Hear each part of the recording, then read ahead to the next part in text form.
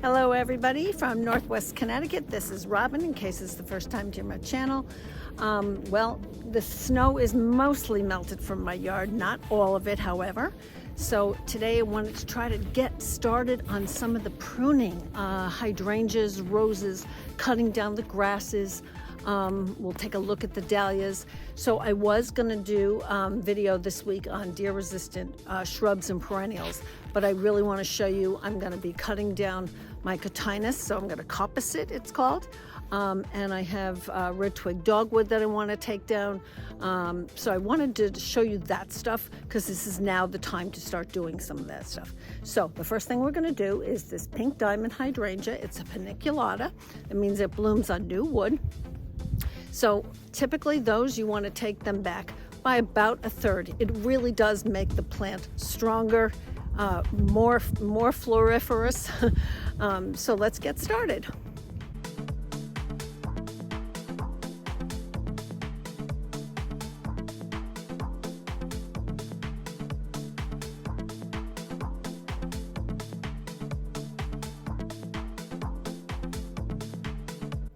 Okay, we're also going to be taking out any small little branches. So anything little that you see, you want to leave the major branches. That's the idea.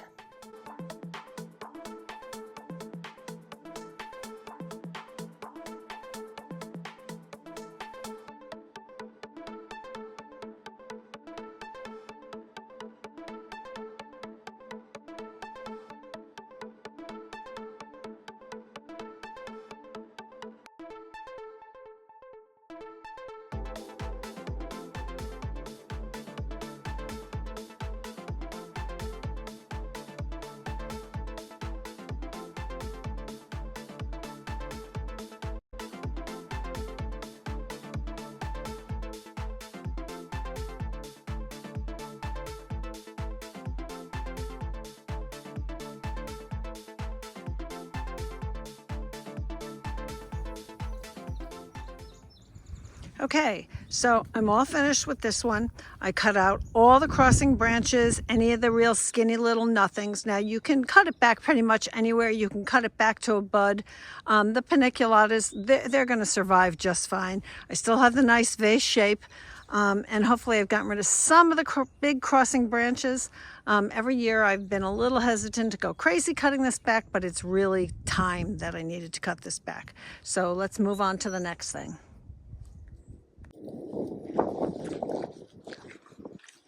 Next, we're going to get these sedums all cut down, so let's go do that.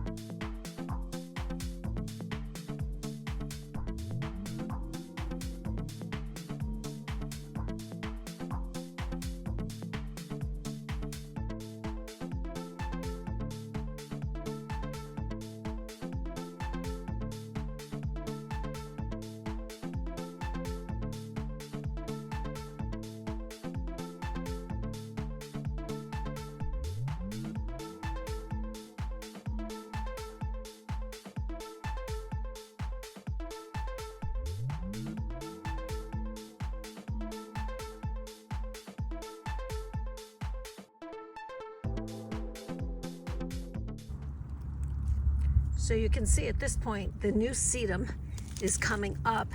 So this is why, like grasses, sedum, this kind of stuff, we want to start getting this stuff down because things are starting to grow.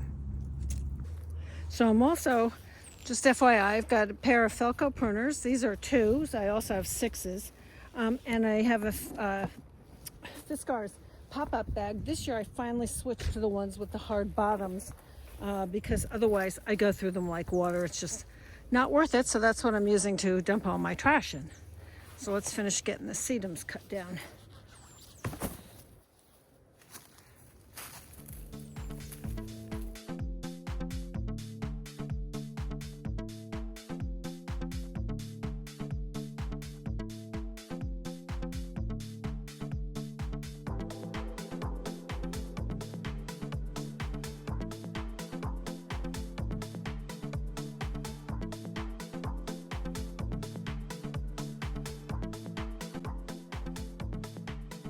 So right now, I'm leaving the leaf debris there. Let's see if I can show that to you.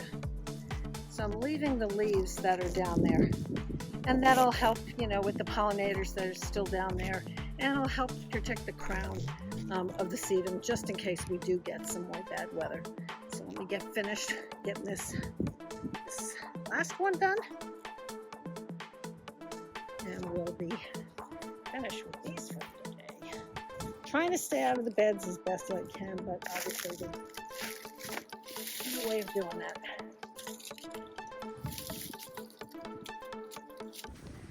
Okay, right over here you can see I have 3 big oak leaf hydrangeas. Do not cut your oak leaf hydrangeas down at all in the spring.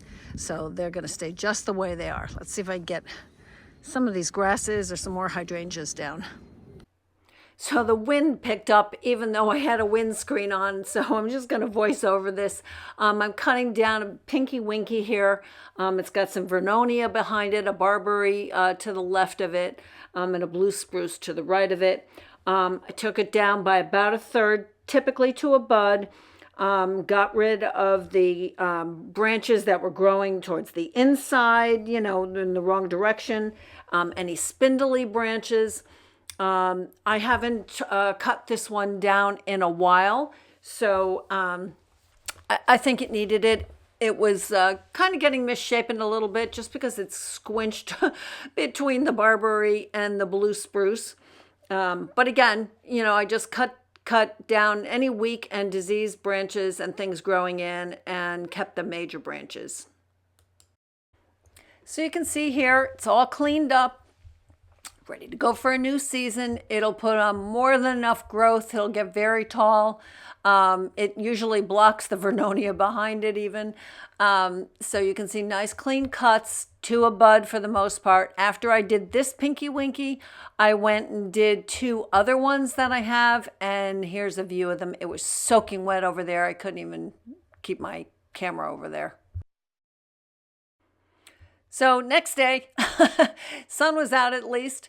I decided to tackle this calicarpa, my beautyberry. And I'm going to plug in some pictures so you can actually see what these things looked like in the fall. So you can see, and if you refer back to the video I did back in October on coppicing shrubs, you can see specifics that I was talking about. So I'm going to try and pop these in without it being too confusing, I hope, before or after or whatever. So here, just, have my loppers. I really took this all the way back. This shrub, it did fit where it was when I put it in, but the Abies concolor behind it has grown massively. And I really don't want to dig this beautyberry up, so I do keep cutting it back. I just love it. It's so pretty. So this was, I kept getting poked and cut. This was a bit of a challenge, but this is the beautyberry that I cut back. Pretty much almost to the ground, I'd say maybe like 6 inches. So I'll show you, continue to show you what I did here.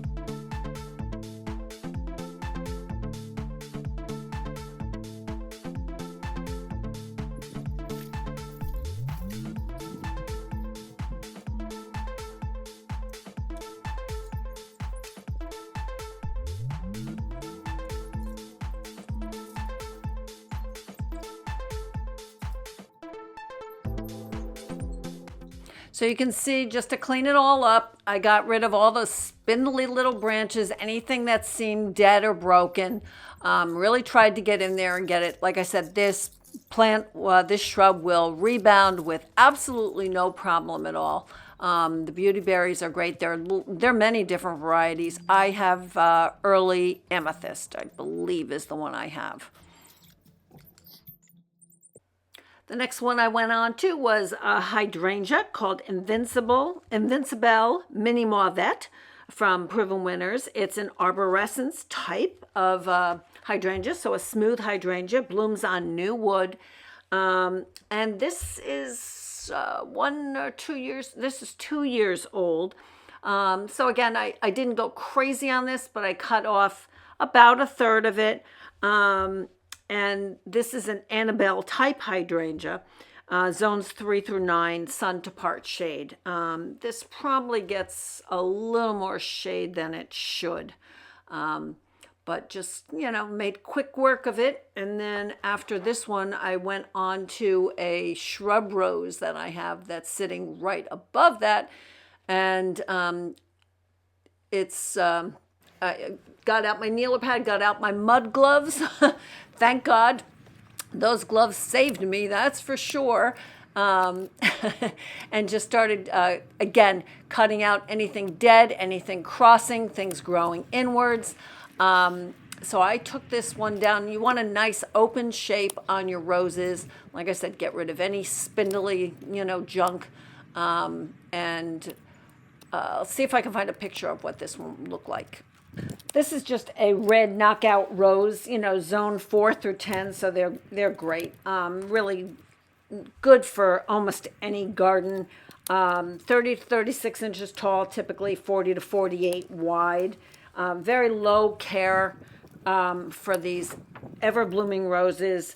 And the gloves, I believe I got them from Gardener Supply. Thank you, Jenny from Creekside, Gardening with Creekside, for the suggestion on the gloves, because they really saved me. This rose had a ton of thorns. I still have a lot more roses to do, couple climbing roses to do. The ground is just so soft. It's really hard at this point to do anything. My yard is still very, very wet. It's very cold for the most part. It really hasn't warmed up. So I'm trying to be very careful what I'm actually trying to accomplish at this point.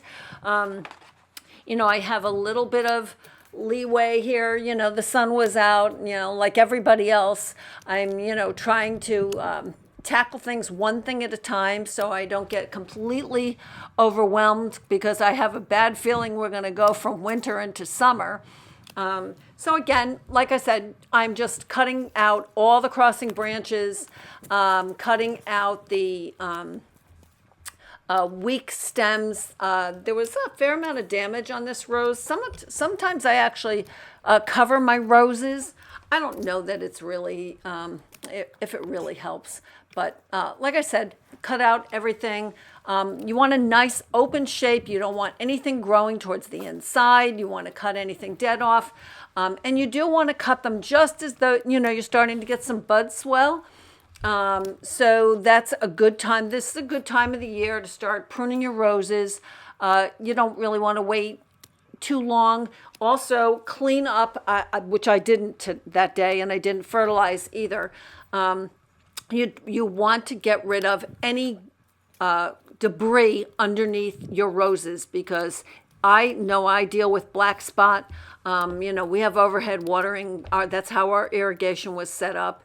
But as far as disease and black spot and all that stuff, you really want to clean all the debris, get all the old leaves off.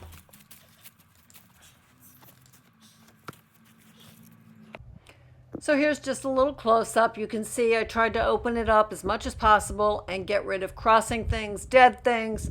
I probably have to go back and do a little bit more cleanup, but, before things start growing, trying to get things cleaned up. Now, something that takes really well to either pollarding or coppicing is salix, the willows. So this is a dappled willow. I have 4 of them. This one, I'm really going to cut this one back. It starts growing, pretty much taking over my little crabapple there. It shades out everything behind it, the grasses, the salvias. So this is a Hakuro Nishiki. So last year, if you watched me, I kind of made this into a tree form versus a big shrub form. And I'm going to really take this down and see how it responds. Like I said, last year I opened it up, but this time I'm really going to take it down. I haven't decided. I think I'm going to cut it down even farther. Then I'm going to show you what I ended up with here. But at some point yesterday, I was exhausted. And as you can see, I was just throwing all the cut branches on the ground. And when my husband came home, I was like, oh, could you go clean all that up for me? So the Salix is, well, Hakuro Nishiki is hardy in zones 5 through 7. And it was already starting to set spring flowers, I will say. So it's going to be a little bit delayed. And, if I don't get bloom this year, I don't get bloom this year. It is what it is. But I have a bunch of shrubs that, I've put off really pruning for the last several years. Sometimes it just gets away from you is the honest truth. And this year I'm really committed to trying to get my salixes and my red twig dogwoods and my smoke bushes, my 9 barks. Let's see what else. My French pussy willows, another salix. So just trying to get some things cleaned up. I still have climbing roses to do. I have regular other roses to do. Let's see. I still have hydrangeas to finish. So it's kind of endless. And you know what? You just need to do it when you can get to it, is really my feeling when it comes to this stuff. When we talk about coppicing, what do we mean? We mean really cutting things all the way back. And in some cases, you can just be taking out the old stems. But in this case, I'm going to take these way, way down just because they are just getting too tall. Now this year, I actually took this one all the way down, and look how large it is. So I will be doing that again next year in the spring. So the next one that I tackled was my Coppice. I have 2 royal purples, one right next to one another. So the one to the right of me there, I actually took it way down last year because it ended up the year before almost as tall as the house. And it responded beautifully, absolutely no issues whatsoever. So this one was a little bit newer. So again, I may take this down farther. Again, the difference that I'm going to talk about again in a minute between coppicing and pollarding is one goes all the way to the ground and the other one is not quite down as far. So I haven't decided how far I'm going to take this down, but I had to get some of the branches off. Again, I kept getting hit in the face. And this one in particular is really blocking or kind of starts laying on top of my peony coral charm. So this one I definitely wanted to reshape. Coppice is also known as a smoke bush, in case you're not familiar with that. Zone 4 through 8, 10 to 15 feet high. The next ones I tackled were the quickfire hydrangeas. Again, this is a panicle hydrangea, so you're going to take it down by about 1/3. You're looking to get rid of, same story, any branches growing into the center versus growing out, any weak branches. Cut back to a bud, ideally, but you don't have to. Quickfire, one of my favorites. This is the first one I think I put on my property, actually. But they can get 8 feet tall, and I'm really not looking to create a barrier between me and my neighbors.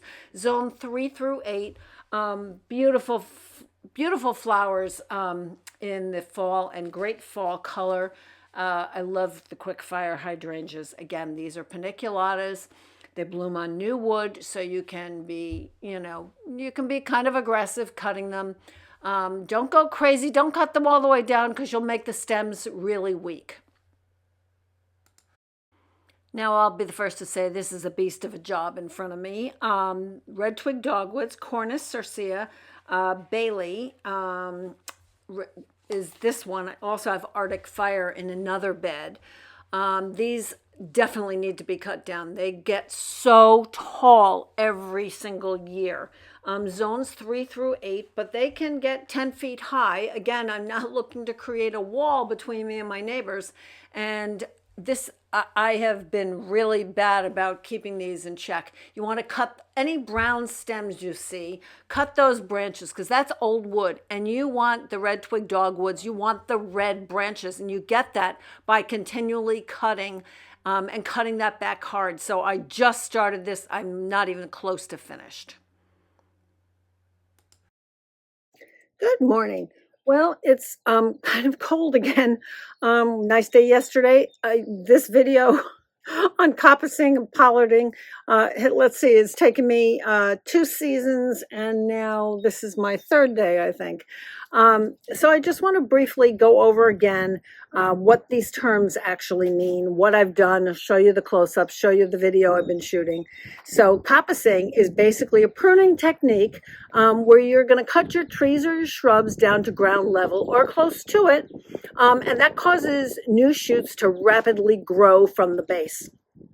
So this is a great rejuvenation technique for keeping shrubs under control and producing stems like with the red twig dogwood that are really brilliantly colored. Now, what I should say to you is try to plan from the beginning where a shrub is going to go. If you're constantly going to be pruning it in order to keep it in the right size, it's probably in the wrong place. So think about, you want to prune out the thin, weak stems and the old stems. So you want to leave the nice, healthy growth. So I've previously done my smoke bush, and I'll show you, I did it yesterday. I didn't get it cut down as far as I wanted to yesterday. But it gets really tall. In a single season, it can be as tall as the house. So the one I did last year, it totally rebounded over the course of one season. Willows respond really well to this method. So what's the difference between like coppicing and pollarding? They're really very similar. Young shrubs with pollarding are cut down to a main stem to control their height. Coppicing is basically down to the ground. Pollarding is a little bit taller of a cut. So it's a little different from that. So the shrub's not cut quite all the way to the ground. So if a shrub responds to one, it's probably going to respond fine to the other. Like I said, coppicing is just cutting really close to the ground. Pollarding is cutting a little bit higher up. Sorry, I'm trying to stand underneath my deck. I don't know if the light is very good, but it's really cold, so I'm trying to stay where it's a hair warmer before I go out and show you some other stuff. So either of these techniques can be used to control the growth of a tree or shrub in a tight space, or to create a certain shape maybe, which encourages new stems with more colorful leaves and branches and bark, etc. So this is the perfect time to do this stuff. Late winter, early spring is the best time for either of these techniques before the shrubs really break dormancy. And the hard pruning will really stimulate new growth. I know a lot of people don't like to do this stuff, like on buddleias.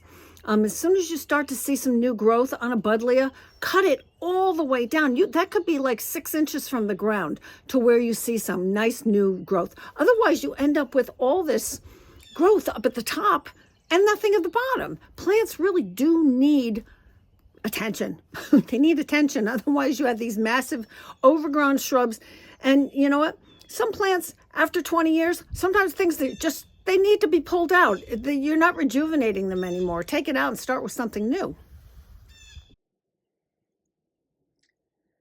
I want to try and see if I can get a close-up. I'm having a hard time getting this thing to focus.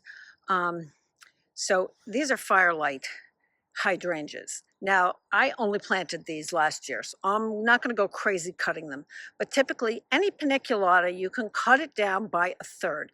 You can go down to a new bud and cut it right above there. So let's see if we can get anything to focus in here. Having a really hard time focusing. They're so small. And we're going to make our cuts like right above a new bud. All right, let's see if we can get this. See the bud right there? right there. So we're going to just clip right above it. It's that simple. And that's the way we're going to do it for all of our paniculatas.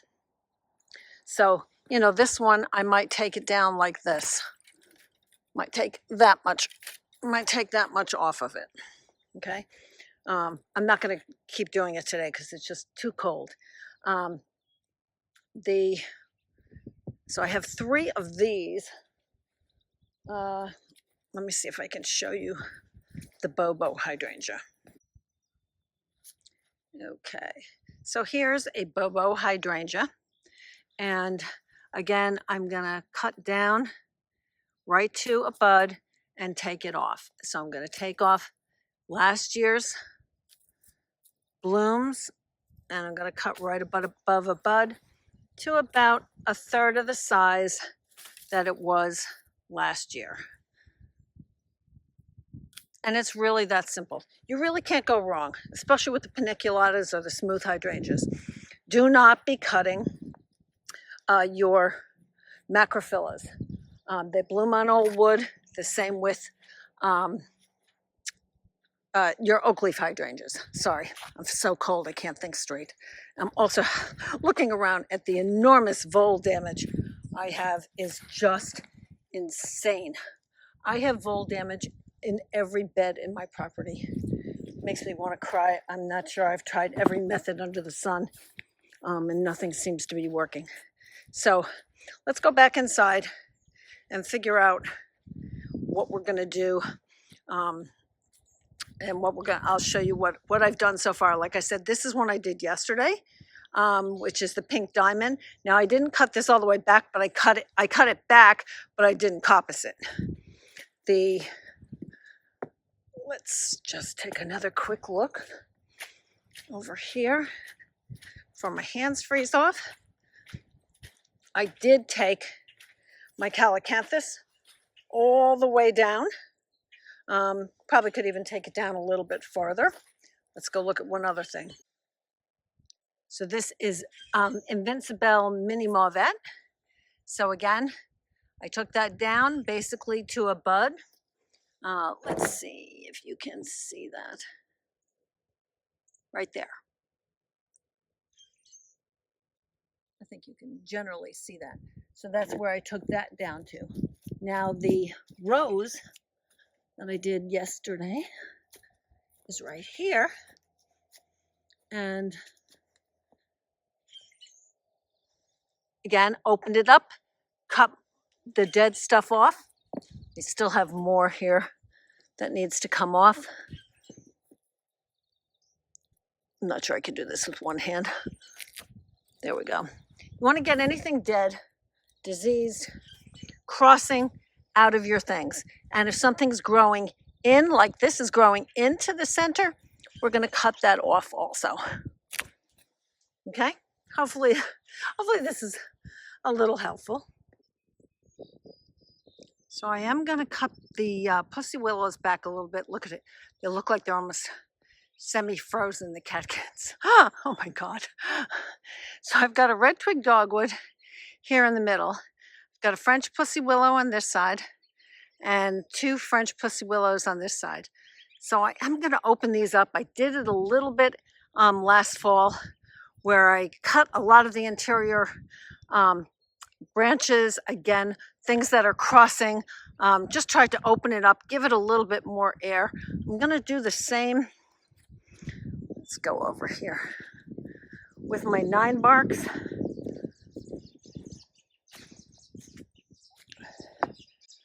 My 9 barks could use a little bit of, same thing. They could use a little thinning out. They're really thick, and I want to open those up. And then after this Viburnum carolinense blooms, I'm going to do some pruning on that. So you can see I've also brought out my tulips out of my hoop house, most of them, not all of them. But they're, you know what, they were growing like crazy, so I don't want to leave them anymore inside the hoop house. So I've brought them out. The ones that were lasagna plantings, the iris reticulatas are blooming, but some of these containers are really going crazy. Again, I decided not to plant a lot of my tulips in the ground because I'm having so much trouble with voles. So again, thank you very much for watching. My mouth is freezing. I'm so cold. My hands are like frozen. So I'm going to go inside and try and finish this video for you. I hope you have a great day, great weekend. Let me know what's happening in your yard, what else you want to talk about. I keep hoping spring is here, but like the 10-day forecast, our nights are in the 20s. So it's still really chilly. And I don't want to be out walking around in my beds. I have so much cleanup to do. The hydrangeas and roses that I'm trying to prune, I'm actually not fertilizing yet because I haven't cleaned up. There's still tons of, leaf mass and junk and crap all over the place. So I haven't gotten to that yet. But thank you again for watching. Please subscribe, hit that like button. It really does make a difference. And I've been trying to link some products that I use down below in our Amazon store. We do get a small commission. If you purchase things, it really does help. Thank you. Have a great day.